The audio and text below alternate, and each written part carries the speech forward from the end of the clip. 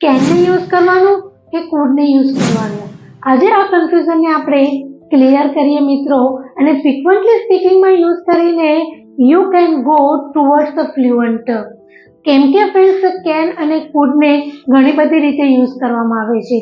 તેનો first use જાણીએ તો એબિલિટી એટલે કોઈ કામ કરવાની ક્ષમતા કરવા માટે, કે પ્રેઝન્ટમાં પોઝિટિવ સેન્ટેન્સ માટે કે હું કાર ચલાવી શકું છું, અને નેગેટિવ સેન્ટેન્સ માટે કે હું કાર ચલાવી શકતી નથી.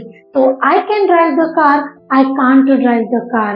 હવે પાસ્ટમાં પોઝિટિવ સેન્ટેન્સ માટે કે હું કાર ચલાવી શકતી હતી, હવે નેગેટિવ માટે કે હું કાર ચલાવી શકતી ન હતી, તો I could drive the car, I couldn't drive the car.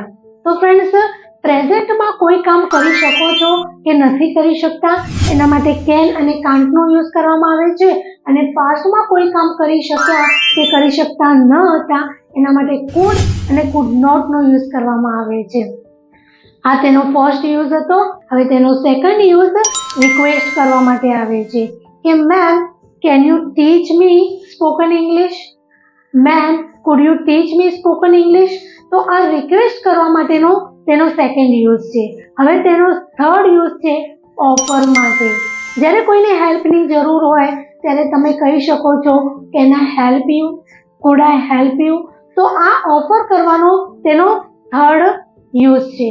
હવે લાસ્ટ એટલે કે તેનો ફોર્થ યુઝ છે પરમિશન માટે, કે ma'am, can I leave now? Ma'am, could I leave now?